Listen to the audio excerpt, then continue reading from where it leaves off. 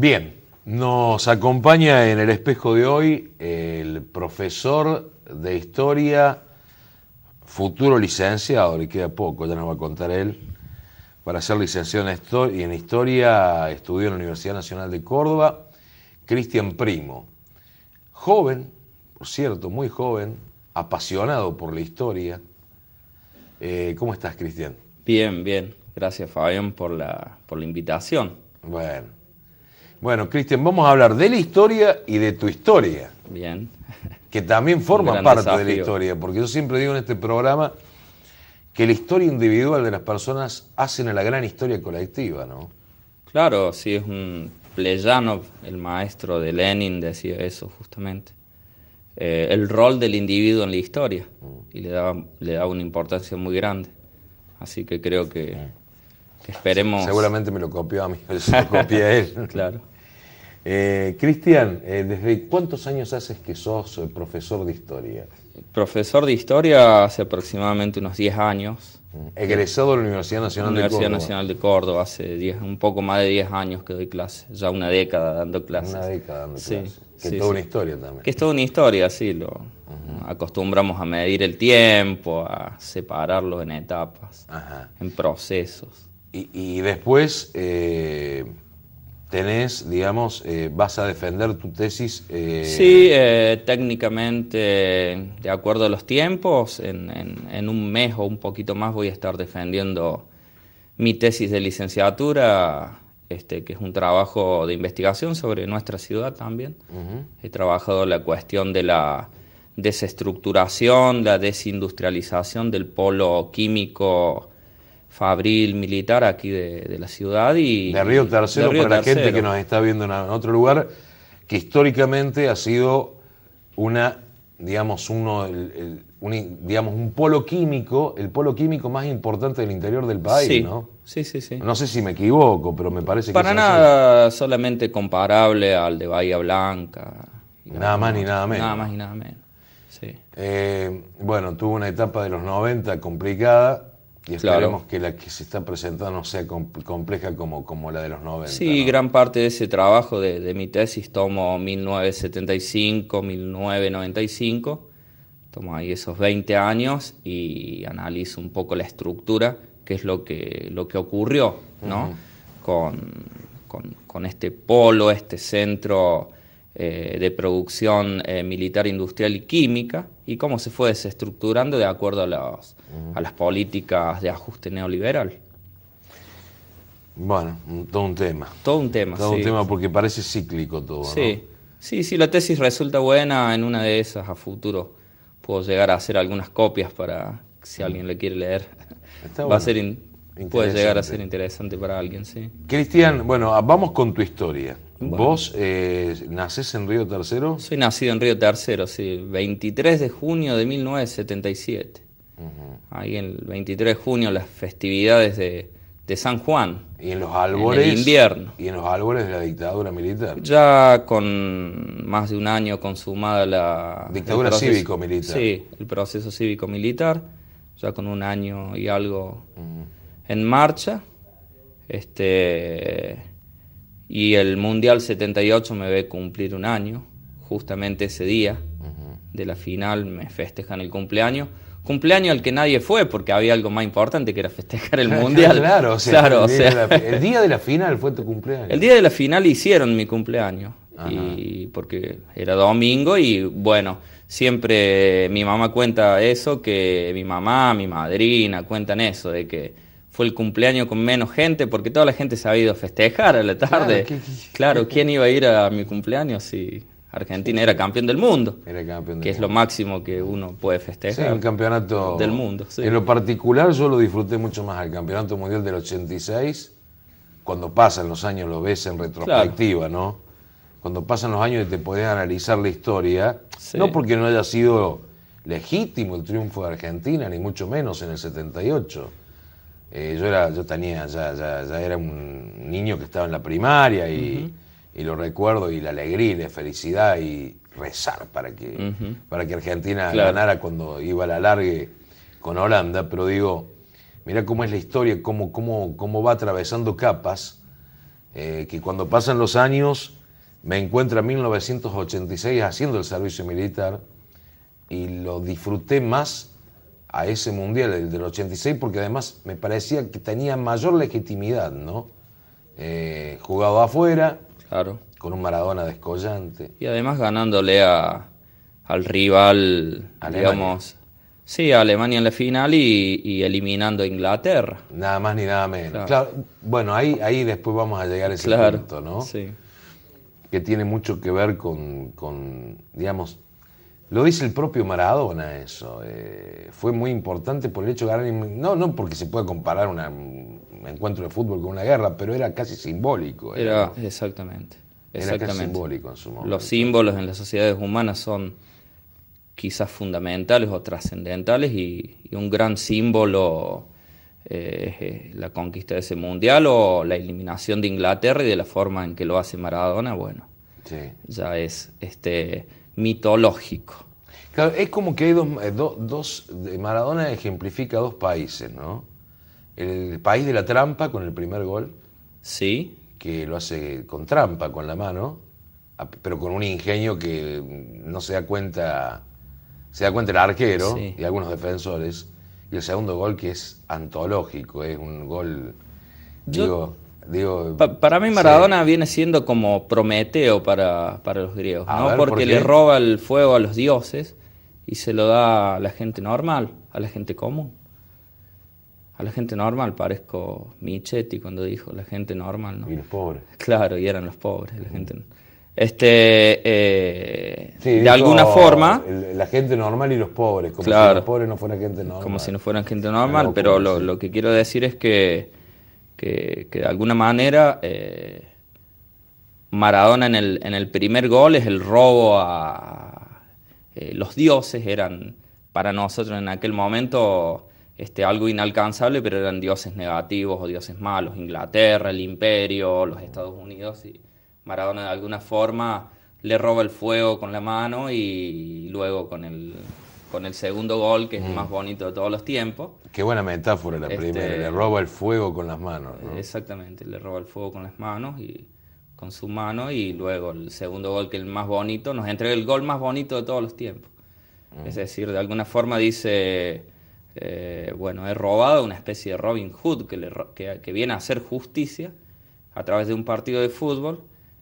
Y yo tenía, en México 86, tenía 8 años. Ujú. Y lo viví como un nacimiento de algún ser querido. Sí, porque además hacía poco que se había recuperado la democracia, había un montón de cuestiones. Bueno, ¿no? yo en 1982, en realidad 1982 y 86 son 2 años interesantes de mi vida porque de alguna forma definen mi inclinación hacia la historia posteriormente. A ver, Estudié ¿por qué? historia porque en 1982 yo iba a jardín y recuerdo como un sueño. Todo es un recuerdo como un sueño, pero hay cosas que se vuelven muy, muy visibles. Como un sueño recuerdo Argentina-Brasil del Mundial 82. Como un sueño recuerdo comentarios en mi casa, cumpleaños, fiestas. Pero algo que siempre me había quedado vigente era que, bueno, ese año muere mi abuelo. Ujú. Y a mí ¿Cómo se llamaba tu abuelo? Pedro. Pedro. Sí, y me impacta mucho la muerte de mi abuelo. Yo tenía 5 años. Y me impacta porque es un descubrimiento muy temprano de la muerte, ¿no? O de la idea de la muerte. Y recuerdo que con eso vienen imágenes de algunos comunicados sobre la guerra. Y mis tíos diciéndome, cuidado los ingleses. Los ingleses me decían así. Y también tenía un recuerdo que me generaba algo así como miedo, que era esas propagandas que el Estado pasaba sobre las precauciones y recomendaciones que había que tener en caso de bombardeos, en las escuelas o en las instituciones o en la casa, ponerse debajo de los bancos y cosas así para protegerse. Y recuerdo que también hubo dentro del sistema educativo, en el mismo jardín, y hubo un gran fanatismo. Tal es así que mi papá me llevaba me compraba cuadernos para colorear o libros para colorear, con el motivo era la fauna de la Patagonia, de las islas, y ahí estaba yo pintando o dibujando focas, lobos marinos, pingüinos, y tenía muy presente, seguía la cuestión de la guerra, y hay una imagen que me va a quedar registrada para siempre, que es la imagen de los cascos, todos tirados, los cascos abandonados, los cascos de los... Luego de la rendición. Sí, luego de la rendición, porque en mi casa se vivió como la muerte de un familiar, la derrota en la guerra, y había insultos inclusive al Papa, insultos a por qué no recurríamos a hacer una alianza con los rusos, por qué no le pedíamos ayuda, y todo, había como una especie de no querer resignarse a la derrota, y a mí esa imagen me impactó mucho, a tal punto que en el patio de mi casa, y esto lo relaciono porque me impactó mucho el velorio y el entierro de mi abuelo, en el patio de mi casa hice un cementerio. Hice un cementerio, clavé cruces, y todos los días le llevaba flores a los soldados. En homenaje a los soldados. Sí, y bueno.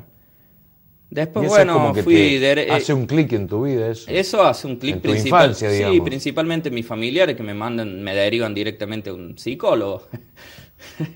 O sea, mi abuela lloraba, ¿por qué haces esto, hijo? Me decía, ¿cómo vas a hacer un cementerio? Fue muy fuerte para vos, Sí, Cristian. sí.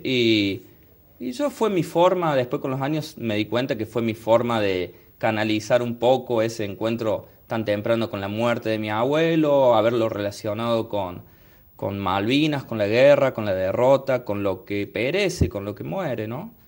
Y ya después, 1 año o 2 años después, hay un Cristian muy, muy religioso, muy de ir a la iglesia Lourdes, porque yo vivía en calle de Anfunes, acá en pleno Discúlpame, centro. vos sabés que lo que estás diciendo a un soldado o un familiar de alguien que cayó en Malvinas es muy fuerte para él. A un soldado que perdió a su amigo en Malvinas. Es decir, un chico de 8 años, 5 años tenía de yo ahí 5 en ese años, momento. que fue tan fuerte para él la muerte en Malvinas, a pesar de que son los guardianes que van a estar siempre en Malvinas, y que le haya rendido con 5 años semejante Sí. homenaje o tributo de querer estar con esas personas, con esos jóvenes que habían quedado, o más grandes que habían quedado en Malvinas, ¿no?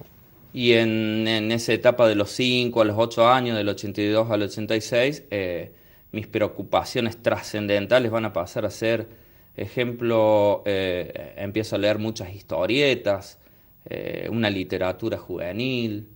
Vivía en calle de Anfún, en pleno centro. Tenía muchos vecinos profesionales que leían mucho. Algunos de ellos me regalaban o me compraban libros o historietas, y yo leía mucho. En mi casa se leía mucho también. Y había por allí una mitología griega para niños, leyendas y mitologías de los 5 continentes para niños. Y así fui leyendo muchísimo. Cristian, discúlpame, vos sos de una familia de gente obrera, digamos. Obrera, mi mamá ha sido toda su vida empleada doméstica. Ajá.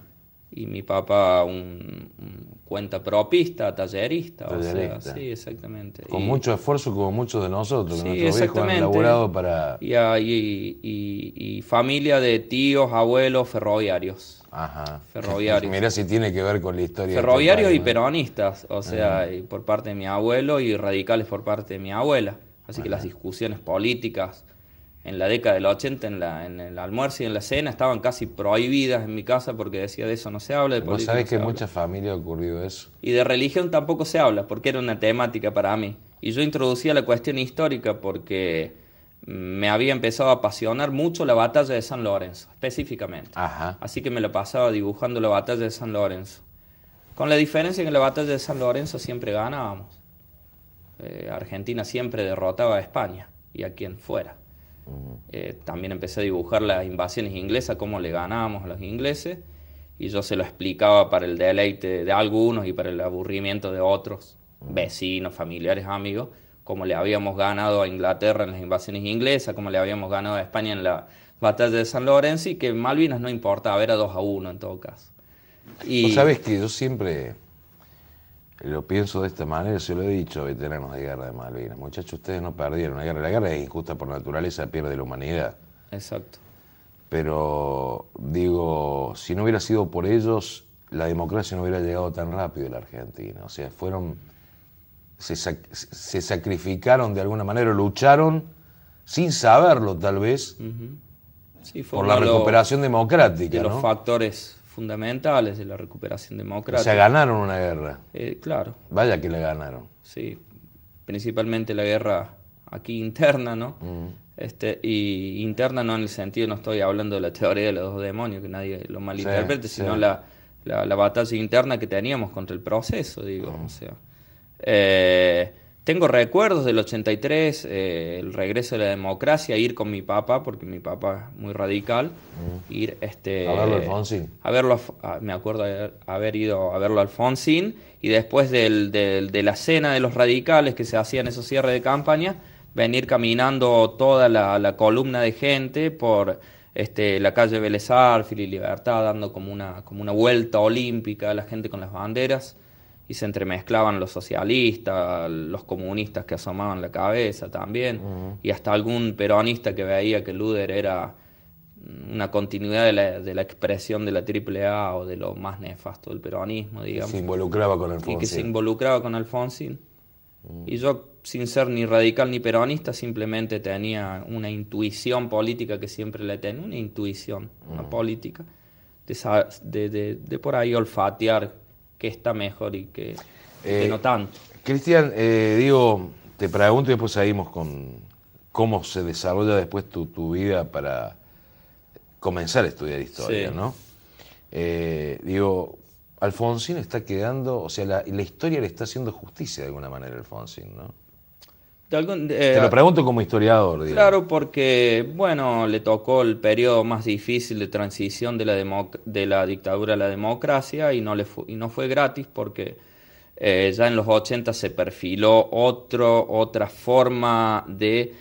cambia, digamos, de alguna forma, se reestructura la división internacional del trabajo. Y eso implica que las periferias van a tener que ajustar sus economías, deuda externa, inflación, etcétera, y las puntas de lanza de eso van a ser los grandes grupos económicos que hoy son las transnacionales y que en aquel momento se estaban conformando, y Alfonsín va a sufrir todo eso. A Alfonsín no fue necesario voltearlo con un golpe de Estado cívico-militar, alcanzó con un golpe de Estado cívico-financiero. Sí. Más allá de que Alfonsín, como todo político, no fue extraordinariamente bueno todo lo que hizo, pero fue bastante digno, yo creo. Y había que tener... Y era la mejor opción frente a todo el resto. Había que tener, como decían en España, como se diría en España, los cojones para enfrentar semejante poder. Y fue condicionado desde el principio porque ya el vicepresidente Víctor Martínez de Córdoba era el representante del catolicismo conservador más que hoy no aceptaría, por ejemplo, al Papa Francisco, por verlo como un papa demasiado progresista. Más conservador de la Iglesia. Absolutamente conservador, que la Fundación Mediterránea y bueno, etcétera, lo condicionaron muchísimo internamente. Es muy famosa aquella anécdota de en uno de los ministros de Alfonsín, uno de los ministros de Economía, cuando vienen los enviados del Fondo Monetario Internacional a imponerle condiciones, que él les dice: si quieren que me baje los pantalones, me los bajo. Yo no recuerdo si fue Grispum, creo que fue el... Sí, fueron Grispum, Zurruil, sí, digamos, Grispum fue el primero, el Sí, que Grispum era más fue el progresista, primero, digamos, el progresista, digamos. Sí, claro. Pero bueno, le marcaron la cancha. Alfonsín, que denunció inclusive la deuda externa. Esto de la gente no se... Como algo injusto, como algo... No, la deuda externa ilegítima. Ilegítima. La que estatizó Cavallo en el año 81. Exactamente, porque ya estaba en el Banco Central, Caballo. Digamos, grandes empresas nacionales e internacionales que hoy le estamos pagando la deuda externa. Exactamente, hasta el día de hoy. Es la forma de hacer pública una deuda que es privada. Y gente muy reconocida del país, ¿no? Sí, claro, claro, totalmente. Que es la clase dominante que hasta el día de hoy en ningún periodo de la historia argentina ha permitido el desarrollo pleno en base a un modelo industrial, que eso también yo lo trato en la tesis. Argentina tuvo muchos intentos, pero nunca logra un desarrollo de una industria plena porque no lo va a permitir nunca esa clase dominante. Vos sabés que yo siempre recuerdo la apertura de un programa televisivo, yo lo comentaba el otro día en este mismo ciclo, de un programa televisivo que conduce o conducía y sigue conduciendo también un periodista que era el que le escribía las proclamas a Onganía cuando derrocaron a Ilia, y que decía estas empresas, le escribía con un seudónimo, ¿no? Y hizo toda la campaña en contra de Ilia, después vino los arrepentimientos y yo me arrepiento. Pero Ilia, que también fue un gobierno muy interesante, lo derroca.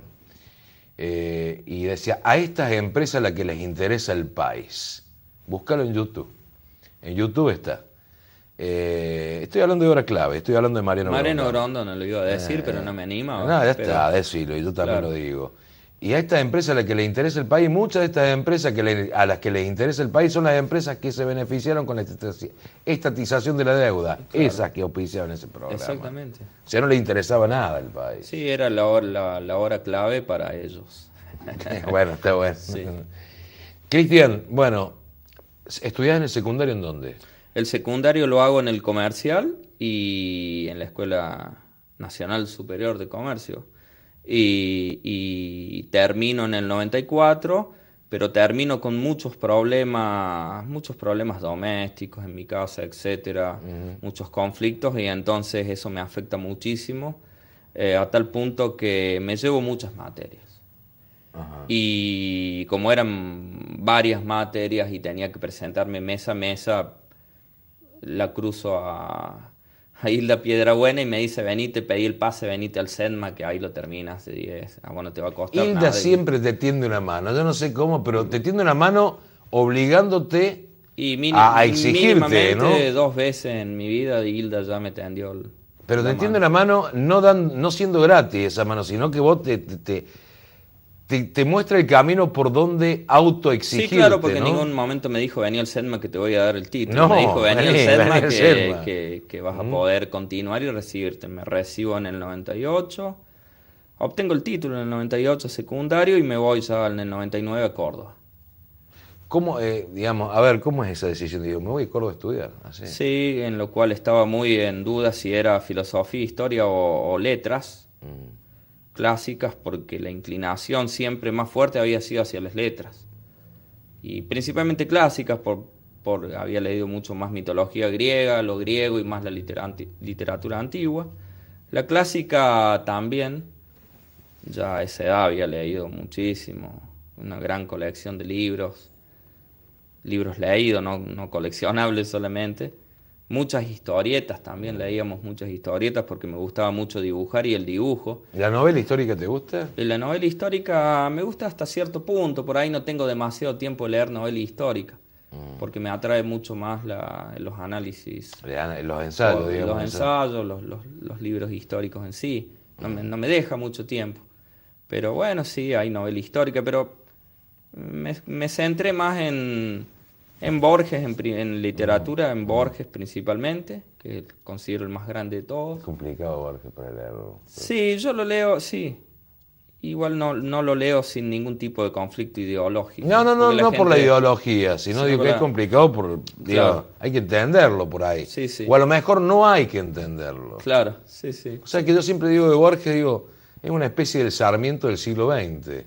Y sí, porque Sarmiento sin duda fue y acá nos van a decir, bueno, están justificando a un genocida, que pidió sangre de los... A ver, espera. En el plano intelectual, Sarmiento fue la mejor pluma del siglo XIX. Pero, a ver, Sarmiento fue, para mí en lo particular, no sé si vos coincidirás o no, la gente, el televidente puede coincidir o no, es la síntesis perfecta de la Argentina. Muy bien. Pero es la síntesis de la Argentina, la civilización y la barbarie. Y además hay que ver el contexto de su momento. En realidad el contexto filosófico de Sarmiento es la filosofía positivista europea, era la idea civilizatoria, que lo europeo iba a traer el progreso, algo que no ocurrió, pero porque la Argentina se llena de trabajadores inmigrantes, pero básicamente italianos, de donde venimos nosotros. De la Europa más pobre. De Europa más pobre, y venían a trabajar, inclusive muchos de ellos eran analfabetos y no eran ingleses o belgas o de los países nórdicos como hubiera deseado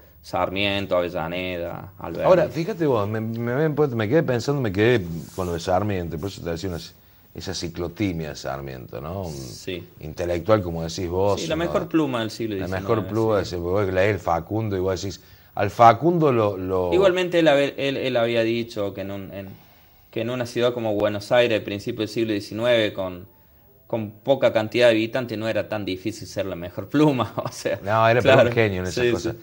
Pero él decía siempre, Sarmiento, que él se sentía provinciano en Buenos Aires y porteño en las provincias. O sea, San fíjate Juan, ahí donde sí. tenía una dicotomía. Sí. Y él, digamos, va a morir a Paraguay, país al que ayuda, digamos, por una cuestión de lo que sea, y que muere su hijo en Paraguay, Dominguito muere en Paraguay, digo, es muy, o sea, esa personalidad, esa dualidad de su personalidad y su desfachatez porque había que tener ese carácter. La mayoría de los próceres argentinos tienen esa dualidad muy presente también en los argentinos en sí mismos. Por eso te digo, una síntesis. Sí, es una síntesis pero también es una construcción social e histórica, ¿no? La dualidad de la argentinidad. Sí, sí, claramente. En esto no sé si me equivoco o me va a corregir, vos sos el que sabe de historia, pero Sarmiento, bueno, más allá de denostar a los aborígenes, Sí. y a los gauchos termina criando un chico aborigen. Claro, sí. Y educando a un chico aborigen. Sí, sí. ¿Es así? Sí. Sí, y bueno, Ahora me quedo con la pluma y con la palabra y no con la espada. Y no con la espada. Claro, porque la espada era en todo caso para, de alguna forma, derrotar y matar a la barbarie. Tomando el himno Sí. a Sarmiento. ¿no? Y mi segundo hijo se llama Faustino. Pero no por Sarmiento, se llama Faustino por el Fausto de Goethe, principalmente, no por... Che, bueno, y te vas a Córdoba. Me voy a Córdoba de unos tíos, había una sodería, me pongo a trabajar en la sodería y a estudiar al mismo tiempo. Así que estudio, trabajo en la sodería y si no voy y busco trabajo, trabajaba de peón de albañil o en pinturas y estudiaba. O sea, trabajaba, a ver, de peón del albañil, Trabajaba y pintura, estudiaba. obra, todo lo que Sí, fuera. todo lo que fuera construcción. Ajá. O todo lo que apareciera por allí para hacer. Todo en Córdoba. Sí, porque es una época en que no había todavía ni boleto gratuito, ni apuntes que el centro de estudiantes lo subía en un PDF para poder consultar. Era una época en que había que pagarse el pasaje y había que comprarse el apunte. Más allá de que la universidad era pública y que uno no pagaba un canon ni nada, pero había que hacer eso. Y no me quedaba otra, y 99 y ya el 2000, 2001 son 2 años que entre el 2000 y el 2001 cursé y aprobé una materia, porque la crisis del 2000-2001 fue muy grave.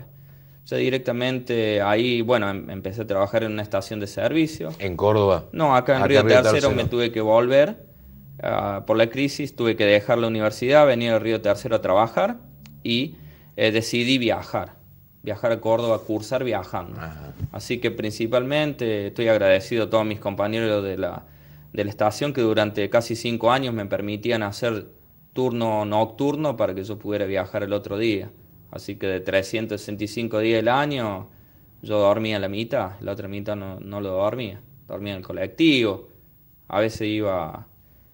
bueno, esto parece ya un programa de la vida del cristiano sacrificado. No importa, pero hace la historia. Recuerdo, tampoco no era siempre, pero 2 o 3 veces me he colgado del colectivo para no caerme porque venía de hacer todo el turno noche. En realidad había ido a Córdoba el día anterior, había cursado, había trabajado, había hecho todo el turno noche y viajaba para cursar a la mañana y volver a la tarde para volver a entrar a la estación de servicio de la noche.